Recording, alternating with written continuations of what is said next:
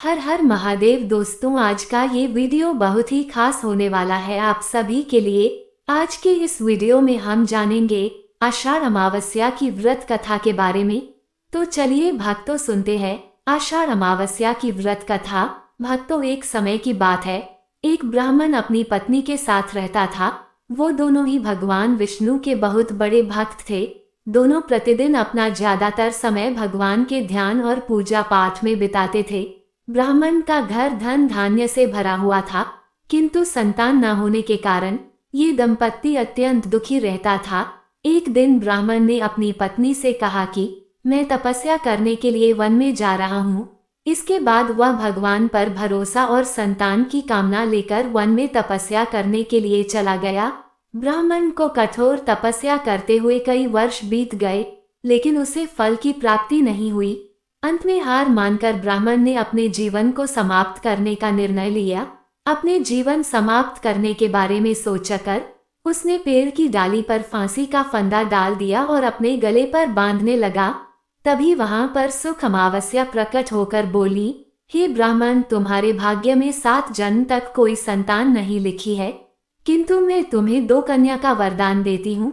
तुम अपनी एक कन्या का नाम अमावस्या रखना और दूसरी का नाम पूनम रख देना।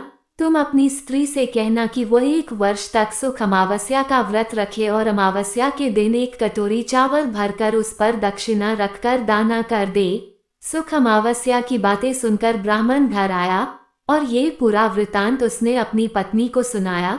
सुख अमावस्या के आदेश अनुसार ब्राह्मणी ने व्रत रखना आरंभ कर दिया।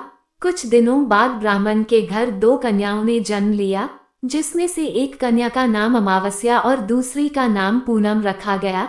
जब ब्राह्मण की दोनों बेटियां बड़ी हुई तो ब्राह्मण ने उनका विवाह कर दिया। बड़ी बहन अमावस्या धार्मिक प्रवृत्ति की थी। वह काफी समय भगवान की पूजा और धर्म कर्म में व्यतीत करती थी। इसके विपरीत पूनम भगवान को बिल्कुल भी नहीं मानती थी।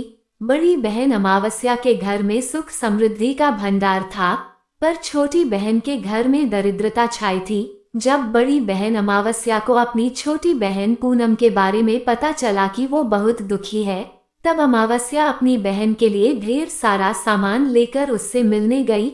छोटी बहन के घर पहुंचकर अमावस्या ने उसे 1 वर्ष तक सुख अमावस्या का व्रत करने की सलाह दी। साथ ही अमावस्या ने व्रत को विधि पूर्वक करने के बारे में पूनम को बताते हुए ये भी कहा कि तुम 1 वर्ष तक सुख अमावस्या का व्रत करना और 1 कटोरे में चावल भरकर उसे दान कर देना।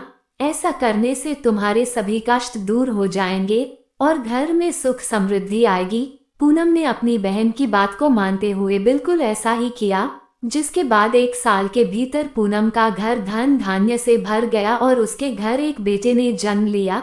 इस प्रकार जो भी विधि पूर्वक सुख अमावस्या का व्रत करता है, उसके घर में सुख समृद्धि आती है।